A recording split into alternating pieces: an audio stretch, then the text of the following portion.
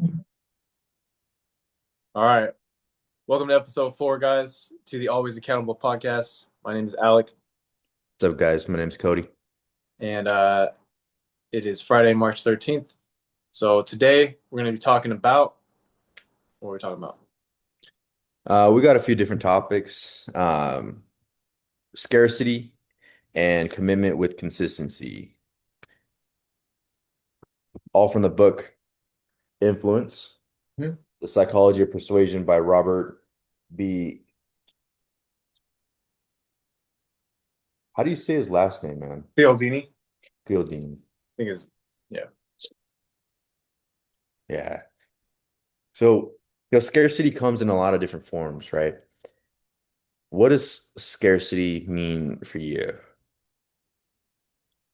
Scarcity means it's not there. There's only a limited supply, and it increases perceived value for any context. It could be like relationships, it could be sales in business.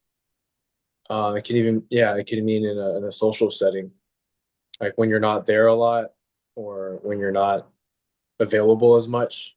Yeah.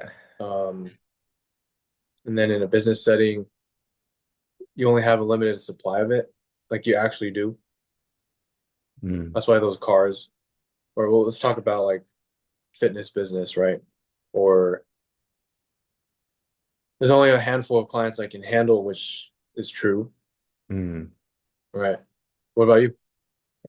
Well, I would even add to that. Um, Scarcity is really how a lot of things get done.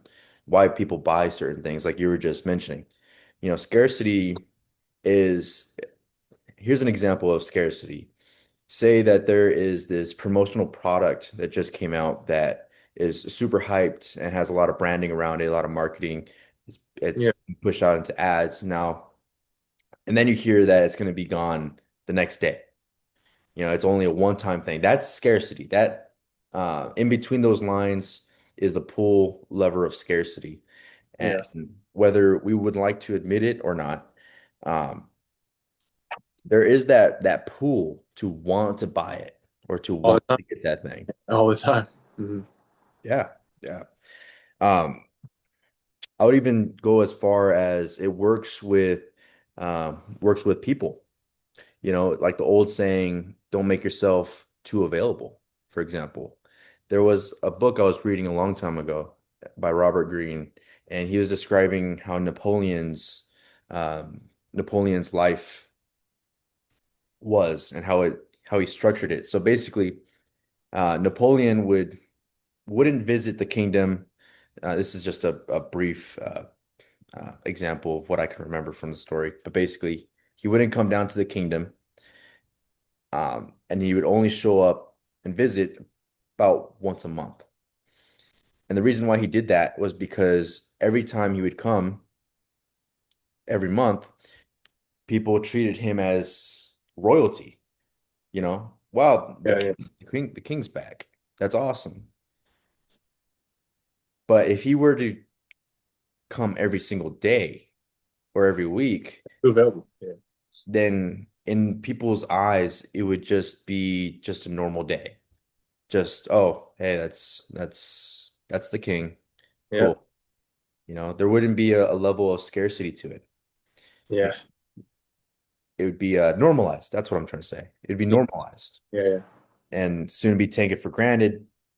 And so he never wanted that, and that's why he um, removed himself from the kingdom and only came once per month. So I would say scarcity Yeah. works in human nature, where Yeah. like think of the dating market, right? No longer in the dating market, but I used to be in there. Right. Yeah. Good times. Yeah. And I used scarcity a lot. Yeah. Sometimes it wasn't on purpose. Hmm. Sometimes I was just busy, right? But the more unavailable you are, it makes another person want to talk to you more because you have a innate value. Because I think to a certain level, I don't want to talk to these peasants. I mean, Which is like funny. it wouldn't even be like a negative connotation. It'd just be Yeah. like you're so busy. Yeah. Someone who wants your time is Mhm. now thinking that, oh, you have much more important things going on, so that must mean that you're valuable. You're more valuable in some way, or you have Yeah. things going on. And even you are busy, you should be doing other things anyways. Like Yeah, you have a lot of things to do. Like yeah, you should be having things to do. If you I don't feel agree. like it's too available to everybody, then Mhm. like it's getting passed around, man. You know what I'm Get passed around. saying?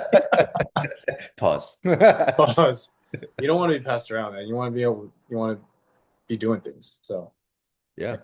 And that's perfect, perfect way you say it yeah, is sometimes you don't mean to use scarcity. It's just something that human nature in has inside it. It just yeah. happens. Like in doing difficult things too, like getting a degree or something, or being like a big boss. If you're Mhm. around all the time, then you're changing your role, right? You're changing your, not that it's bad, it's just you have to like not always be there.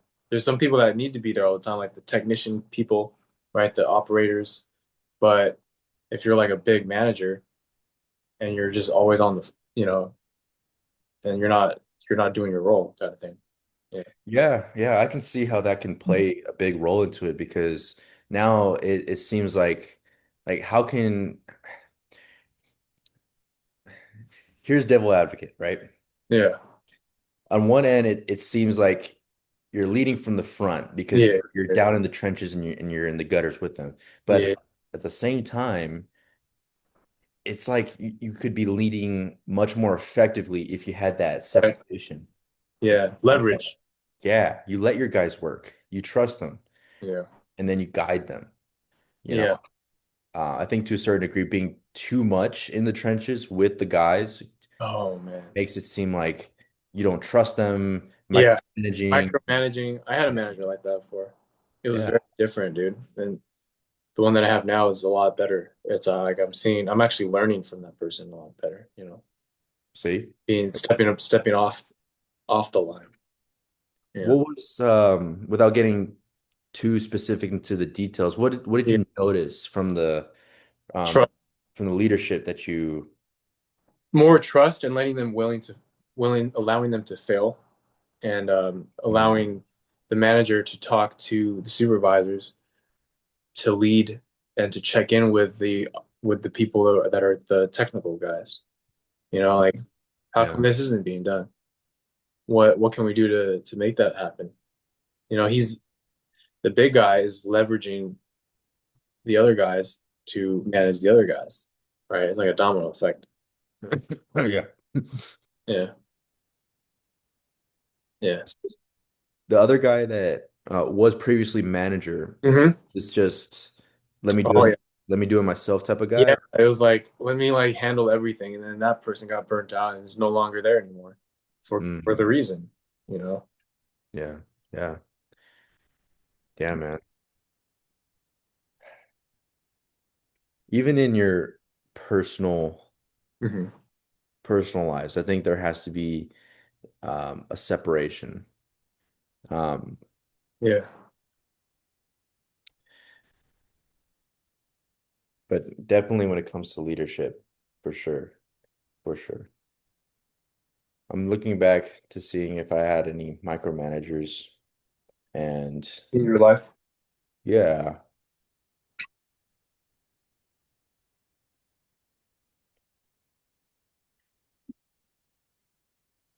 Damn, you did it, bro. That's good. So yeah, I'm like thinking so hard. I'm like, man, good. I didn't. Yeah. Yeah, I don't think I did, or at least I What probably didn't. about like relationships, like Oh, yeah. family maybe or Well, I had this ex, right? Uh, huh? so this was back in high school. You know, no hate to her. I hope she's doing very well. We just didn't end up being together. Yeah. So this was back in high school, probably during sophomore year. And this chick was just really, really into me, where she wanted to spend all hours of the day with me and everything. And this is kind of when I was getting into working out. So I started prioritizing the gym more often. Uh, we broke up, I kid you not, 15 times. And this is like Yeah. between high school, right? Yeah, this is in high school. This is a Yeah. long time ago. Yeah. Mhm. So yeah, we broke up a total of 15 times just to put that picture of like, we fight, get back together, fight, get back to that type of thing. Um, but she would want more and more and more of my time. So we'd hang out like in the morning, I go to class, we hang out again, I go to class, we hang out again, go to class, go to the gym, right? But now she wanted to take my gym time. I'm like, Yeah. I can't, no, I can't sacrifice the gym time, lady. That's, Secretly, she doesn't want you to either. She doesn't yeah, sacrifice it. That in leadership, people don't want you to not do the people want you to do the right thing subconsciously, even if it hurts them. In some way, it's like trust exactly. Because they know that by you getting better, they could get better. elevates. Yes. Yeah. Yeah, yeah. But how she was like micromanaging me is just like constantly like being on me. Where am I at? Checking in on you, like Yeah, like checking, like yeah. and I think, to a certain degree, probably had some sort of insecurity thing going on. Um, but yeah, man, that was just a terrible time. There was no time that I could just really focus on what I was doing because there was some shit that she was wanting to do or that we agreed to do, which is fine, except she would take it in like really extreme manners. Like there's this one time where we weren't really in a good patch, and my buddy calls me. I'm in class. He says, "Hey, what are you doing?" I'm like, "I'm in class, man. What do you? How can I help you?" He's like, "Well, I'm here by your locker, and your girlfriend or your ex is trying to throw away your books in the trash." I'm like, "Oh God, all right, I'll be right there." So, like, even in class, I had to deal with shit like that. She Yeah, didn't. that's my imagine right there. There you go. Yeah, I mean, it's also toxic, fucking what it was, but. Um, Yeah, so I had to deal with shit like that. It wasn't until I finally just cut the tail off, decided, you know what, from here forward, I'm gonna go a different path and not have that happen. So that's like the most earliest way I can think of Yeah. micromanaging in And a eventually things change. The person's no longer there because of the micromanagement, right? So yeah, yeah. I don't even talk to her. So yeah. So on the flip side, we're talking about consistency. That can uh, be wrong. So if we're consistently doing the wrong thing, mhm. right? Consistency is good if it's on the right thing, though, right? Yeah, 100%. Like if you're trying to lose weight and you continue to eat donuts and go above your calorie You're just maintenance. consistent on the wrong thing. Yeah, you're consistent at being fat. Yeah. That's what it is. Yeah. But if you're committed to, let's say, change and a healthy lifestyle, and you consistently maintain that commitment by Yeah. eating in a caloric deficit or working out, or whatever your goal is, Yeah. you're on the right path. Yeah. You trust yourself more. The other people around you trust you. Yeah. And the great thing about being consistent is, yeah, you just trust yourself because you have all this evidence, especially when you're tracking things. Especially when you're what? When you're tracking metrics. Yeah. I found that like there's a lot of things that I track, um, not just Google Calendar, but like I track my macros, my food, Mm. I track my sleep. I wear fitness wearables that track the sleep and the readiness scores, and then the there's like a Whoop age. There's like an age where you actually are versus your biological age. There's all this like data. And Mm, when you have this data that's being tracked, you can now look at it and then see if you're trending up or down and then what you need to work on. yeah, You know? I Yeah. agree. Tracking is extremely important. And Yeah. for your goals, I'd imagine like you have certain health goals that you're aiming towards, and that's why you have all these metrics. Yeah. Yeah, I'm the same way. I'm doing like weightlifting, for example. Yeah. Yeah. I started getting back into the gym about 2, 3 months ago, and I started to track all my gym progress. First time I did it in a few years, and noticed consistently, as long as I've been hitting my protein, I'm in a 500 caloric deficit as well. Awesome. Hitting my exercises every few days, every week, whatever the split is. What I've been noticing personally is my lifts have been increasingly getting bigger. Yeah. My body composition has been getting smaller. Uh-huh. Just from consistency and committing to that type of plan. Um, just to put numbers out there, 3 months ago, I was probably lifting like 205, 225 for like 2 reps. Like that was a lot for me because I was getting back into the gym. Now, 3 months later, I'm repping 285. I feel pretty good. I think my max is 315, but we're gonna see in Yeah. a couple of weeks. And you like to test it too. The fact that you're tracking the metrics, now you can like push it a little bit. Like let me put a little bit of 5 pounds there. Let me see how Yeah. that feels. I love that feeling. Yeah. I even got to the point where like you have stages of it where you start tracking, you start writing down random numbers of just what you're using. And then you get to the stage that you're talking about where you're adding a few extra pounds. I think now I'm comfortable to say I'm in the third phase, which is planning out my workouts with set weight already in the plan and knowing that my body's going to react well to that weight Yeah. before hitting the actual exercise. Yeah.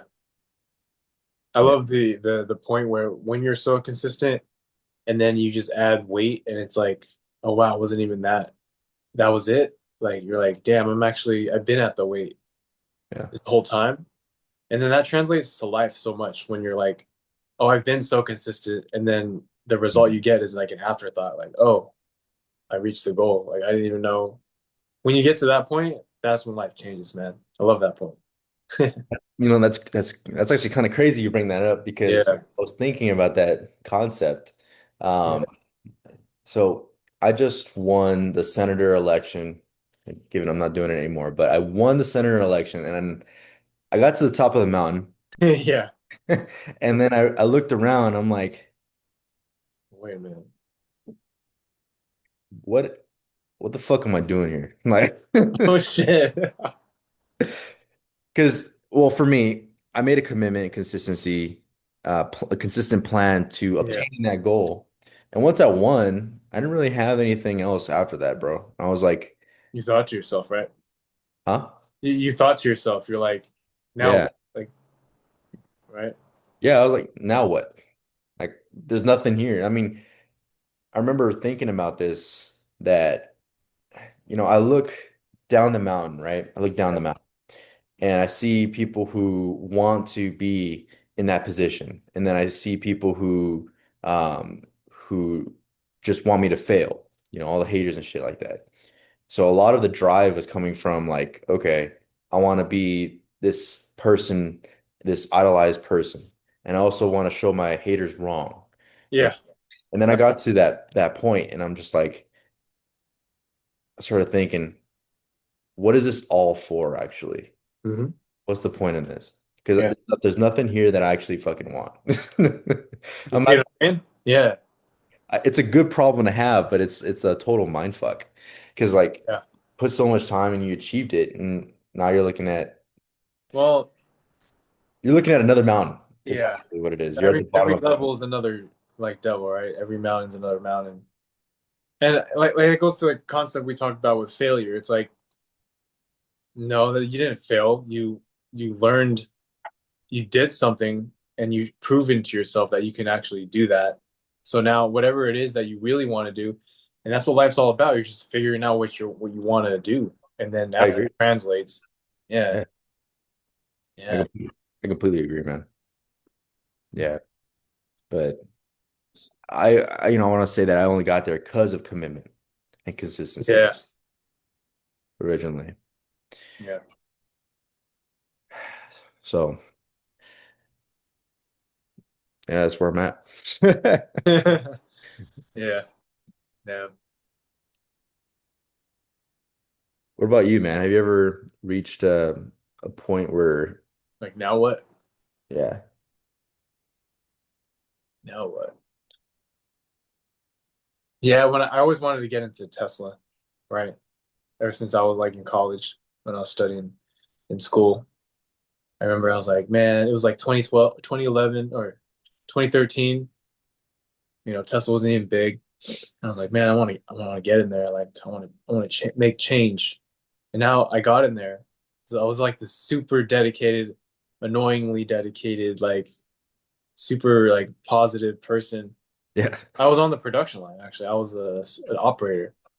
nice, I got in there because the first time I applied for a higher role, which was equipment maintenance technician, and I didn't get that because I didn't have any experience in a manufacturing setting. okay, Even though I got the interview from my friend Hector, who who got me in to the interview, but hmm, fell short because I couldn't get it. I didn't have any experience. So then right, here I was like, all right, just put me in, like send me into the dogs, yeah, like send me into the operator, and I was like, all right, cool. Uh, so I got that role, went in, got the position, and then I didn't care. Like I treated it as if like I was next to Elon Musk. Like every day I showed up, every day I did meal prep, right? yeah, I tracked my meals. I showed up every day, was tired, but I didn't care. I was just like, "All right, I'm gonna learn this manufacturing process to the best of my ability. I'm gonna lead others. And yeah. I got annoying to the point where like I was doing my process and I was doing other people's process. Like people thought I was on drugs. People thought I was like psycho. But I knew there was a bigger vision. Yeah, Yeah. So um that was your drive.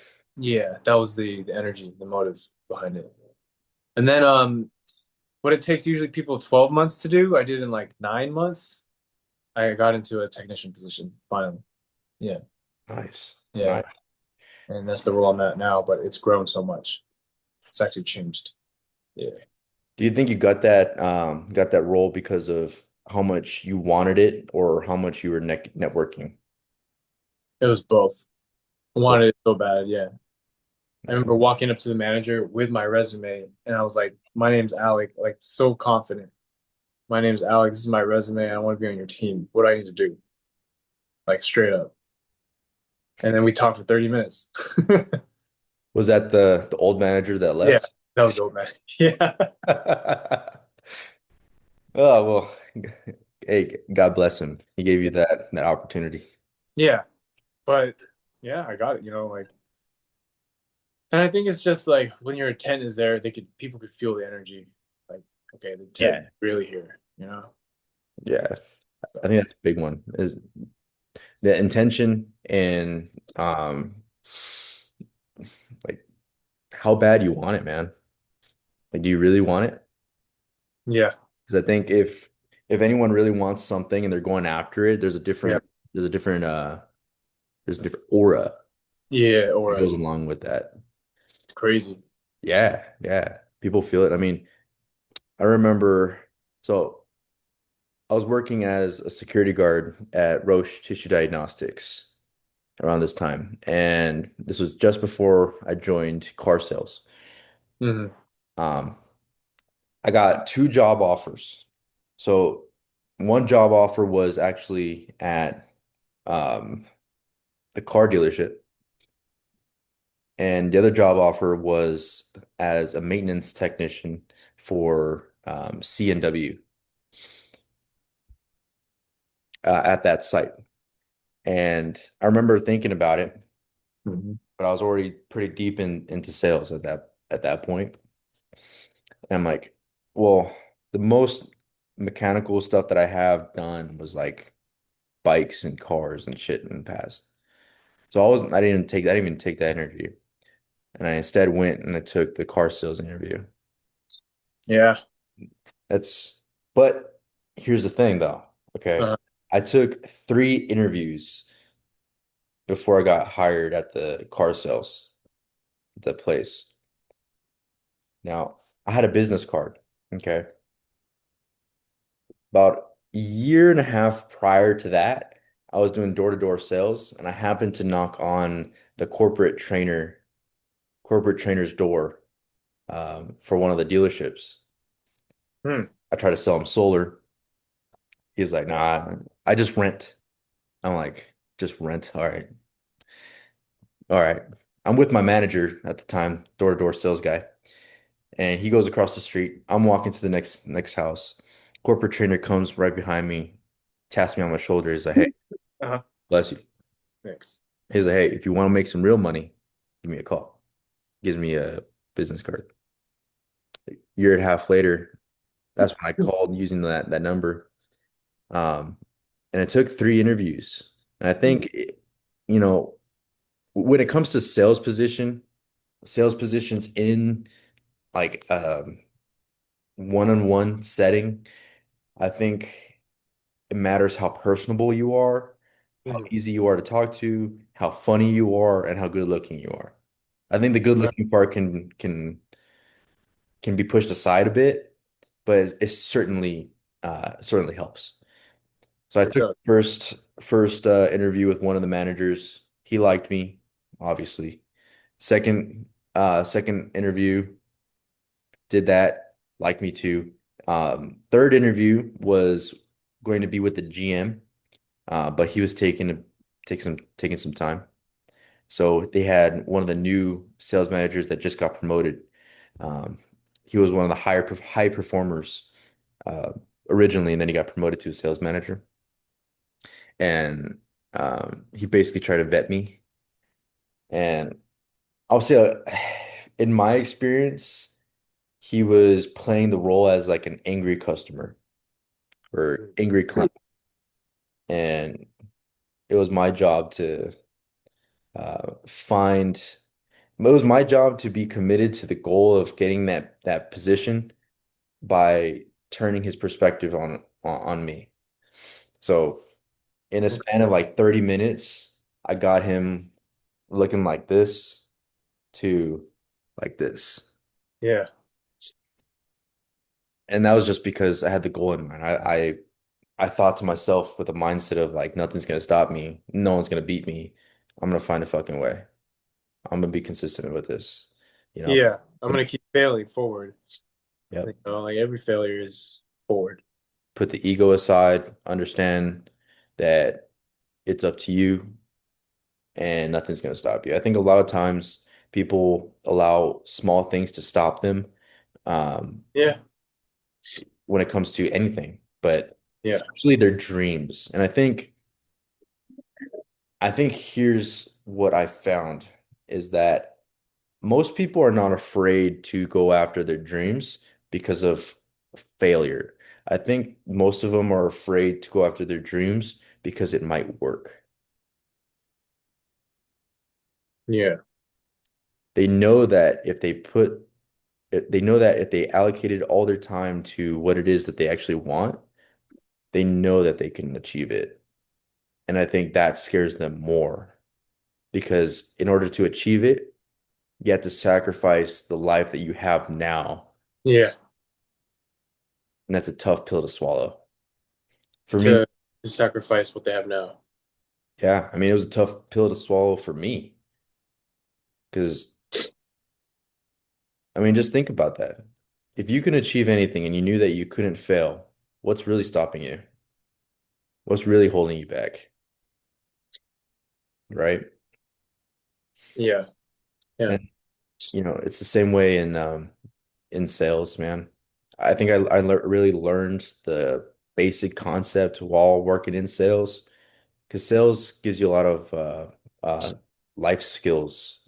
dealing with people and dealing with your own insecurities and dealing with your own concerns, your disciplines, your commitments. Yeah.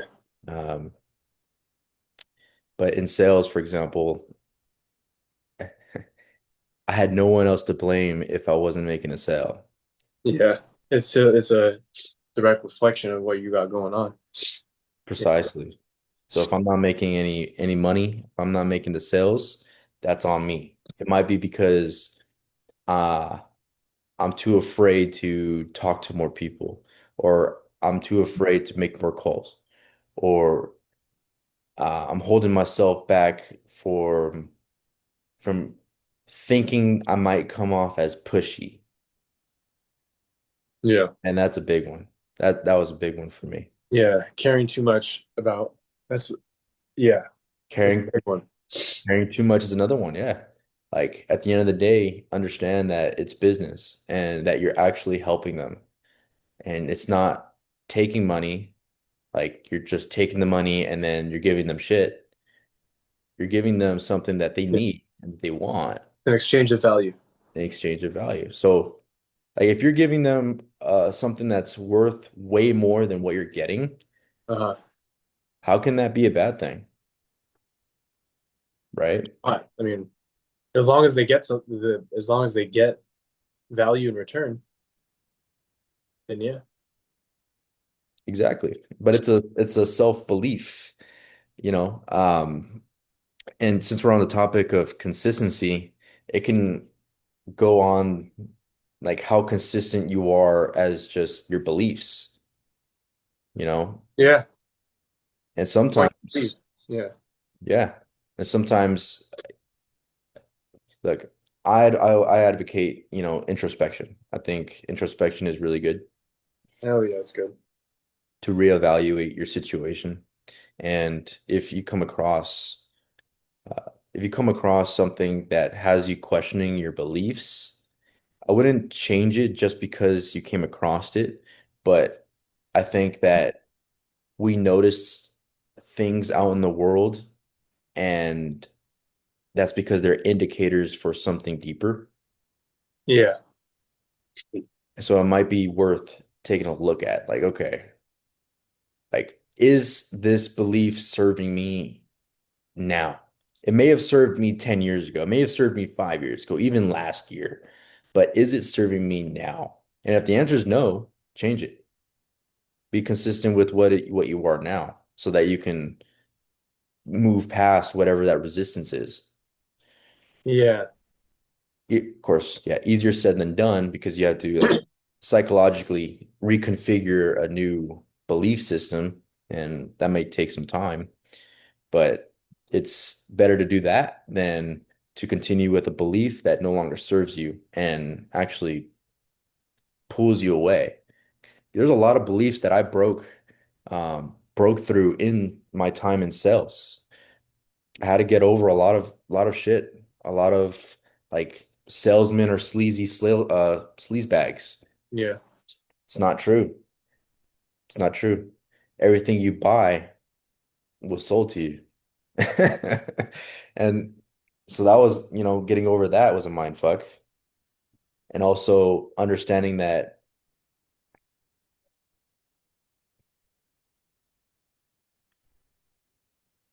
you can get better no matter what Yeah. was another thing that really ingrained in my head. Because in the beginning, I tried to learn, but I was doing it with like some bullshit beliefs. I changed my beliefs and then I got better. And what that did was reinforce my mindset that you can change anything if you truly want it. But you got to be consistent and be committed to that change. Because man, I've been kicked in the teeth so many fucking times in sales. My commitment had to be really strong. You know, let's say I had 5 clients one day, zero sales. Well, now, I mean, that sucks. That really sucks because now you got less sales managers thinking that you suck as a salesman. You feel Your emotions are like all over the place. You got to regulate that. Um, you start questioning, like, is it even worth it?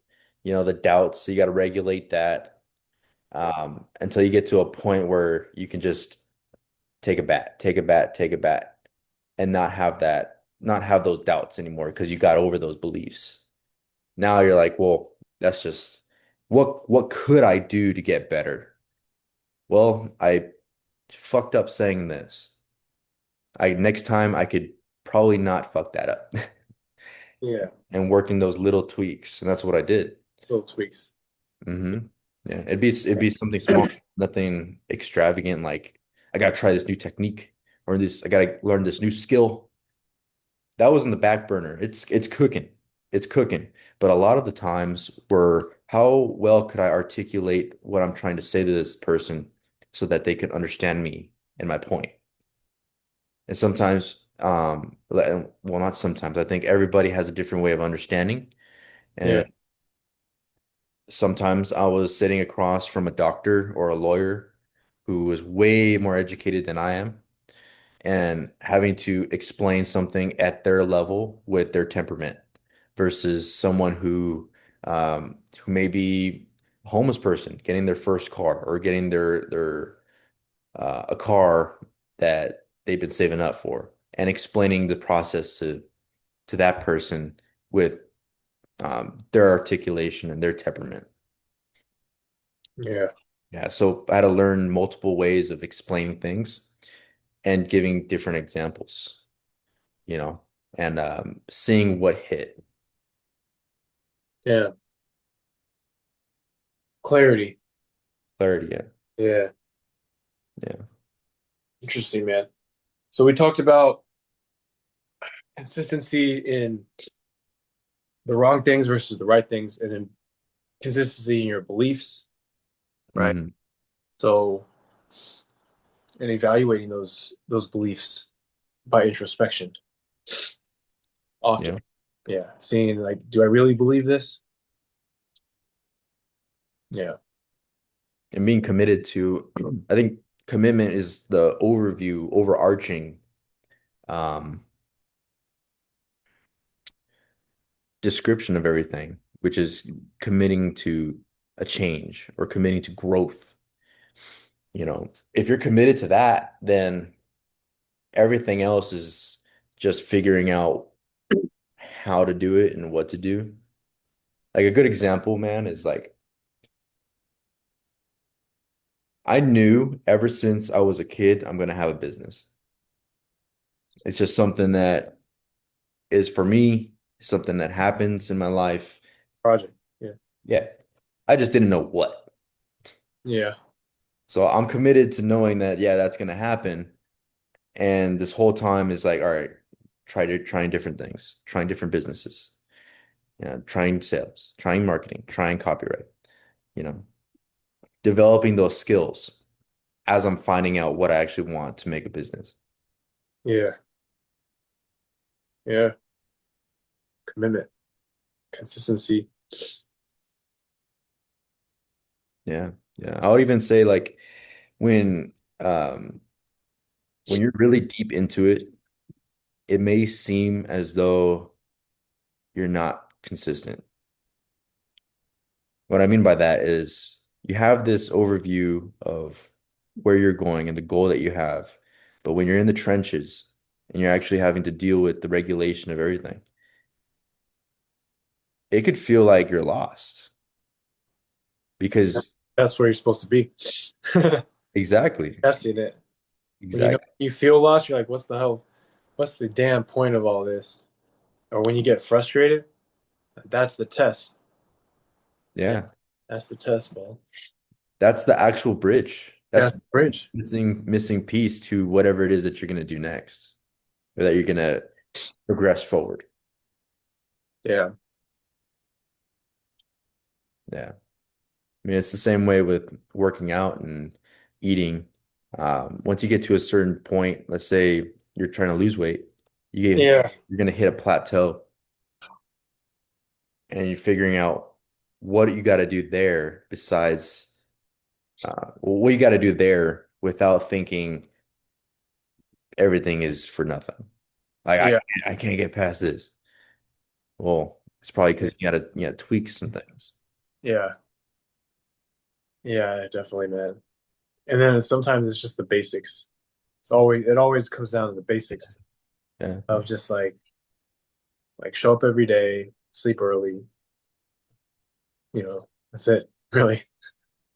Show up Yeah. every day and sleep early. Minimize trying to go out or, minimize sleeping late. Um, yeah, being committed to growth all the time, I agree. feedback. But also have a good time and Yeah. have fun doing it. Yeah, you got it Mhm. because you're a human being. You're not a robot. Definitely not. We can get caught into that too a lot.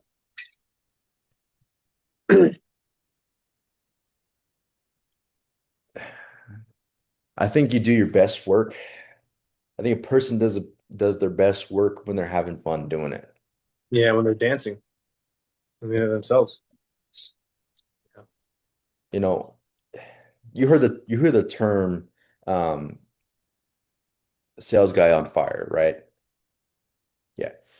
So I found that if you're having fun and you're enjoying what you're doing, Yeah. when I was in sales and I was having fun, I was doing what I was doing. I had the most success because of that. Because I wasn't afraid of whatever Yeah. this person's going to tell me. This Yeah. person could be looking like the Grinch, like stink eye and everything. I don't give a shit. I'm like, Yeah. this person has a weird way to seeing the world right now. All right, let's see what type of game this guy's gonna play. It's always a game, bro. Yeah. It's always a game. Game, it's like a dance. It's like Yeah, you got to find the fun in it. And yeah. find it. It's not that it's fun. It's just like you find it. Like you find the fun in it, I guess. Yeah. You In the find what's enjoyable. yeah. In sales, you can talk to a lot of people and enjoy talking to a lot of people. Still in the back of your mind, you're pushing the conversation forward and all that, but I think it's a lot easier when you're going back and forth and you're having a good conversation talking about whatever, versus trying to really like get the sale. I Yeah. mean, like it's off-putting. Hella obvious. Yeah. Yeah. And look, there's this one time that I remember, um, this lady came in to buy a vehicle, but she was extremely experienced in sales. Yeah. Yeah. And then she brought I think her husband or brother, I don't know. But this guy was funny. He just kind of bullshitted around. But at the same time, he was very smart. So we finally got to sitting down at my desk and we're going back and forth. I really wanted to make this sale because Yeah. spent so much time with them and preparing and all this stuff. So I'm like thinking of every skill and technique that I had. And at that time, I had a lot. I was doing pretty well. So I'm like coming up with all these techniques. My eyes are wide open. I'm reading everything that they're saying to me. And, I think I allowed myself to get too into the techniques, Mechanics. too mechanics. I mean, I was still flowy. I Yeah. I still had a level of finesse. And I was defeating every objection that they came with. Like it was target practice. Bang. Another one, another one, another one, another one, another one, another one. And I think I didn't read that she just didn't want to buy. Yeah. Um, like she wanted the car, but she wanted a really absurd deal, is what it was. You wanted a better deal. Yeah, and I already gave her the best deal. So it was just objection handling the whole time, which I fucked up because I should have handled all that earlier in the sale. But But she was there. She's sitting down with you, wanting to get a car. She just right. wanted their money. Yeah. But you couldn't come to an agreement. Nope. I remember the guy saying like to her, He was like, look at his eyes. Because I had sales eyes. I Oh, think that's something that people don't talk about. When you're in sales, you have different eyes. tell I've me about noticed that. that. What is Like, that? well, I like to Hungry? imagine that you're, huh? Hungry? Hungry, but it's like when you look at someone's eyes, you can kind of tell if they're really direct or coherent. I think with the sales person who's a salesperson has the type of eyes to kind of like pop out almost because Yeah, they're looking straight at the person all the time. Um, my old colleague says it good. He says in sales you have to be on all the time. Pause. yeah, But yeah, you do. And I think that's what it was, where I was just too on into the conversation. I later fixed that with my other conversations and my other clients. But I remember hearing that and I'm like, eyes, look at his eyes. And then I started noticing like a lot of my colleagues had like really focused eyes is what I would call it. Like focused. focus. Yeah, Hmm. reading the room, the body language, and everything. Yeah, because you can kind of tell who's in their own head and who's not. Like someone walking around, you take a look at that person's eyes, you can, okay, well, they're somewhere in here thinking about something. They're really not operating on a direct plane. They're autopilot versus someone who is Interesting, though. present. You can tell you can tell by the eyes that they're there with you. And that was just one thing that I noticed in sales. Yeah, Yeah. yeah. Well, I did Zoom sales, so Yeah. Zoom is different. You Zoom could be, know, what do you think you think Zoom is easier than being in person I or, think with Zoom, or it's like before the Zoom, before you hop on a Zoom call, it's all marketing. Like mm, how you projected your message to get them on the call. yeah. That's what I special or was working on. You know, it's like, all right, did your message hit home, and then can you bring that conversation back into the Zoom call? What Yeah. prompted you to want to hop on here, right? Yeah.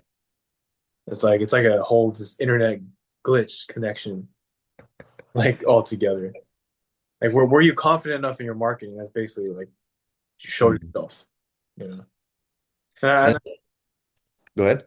and I found that like being the most confident in my content was what brought people in. Was when I made the most money. Just confidence. Yeah, Yeah. Yeah. Because then when they see you on the call and you bring that presence, that's what they were looking for, first of all. mhm, Yeah, they're like, oh shit, this guy's the real deal. yeah, yeah, Mhm. When I'm not sure if I had too many posts posted when I was marketing for online coaching, yeah. but I do remember um, like texting 700 people. Man, you did that thing, huh?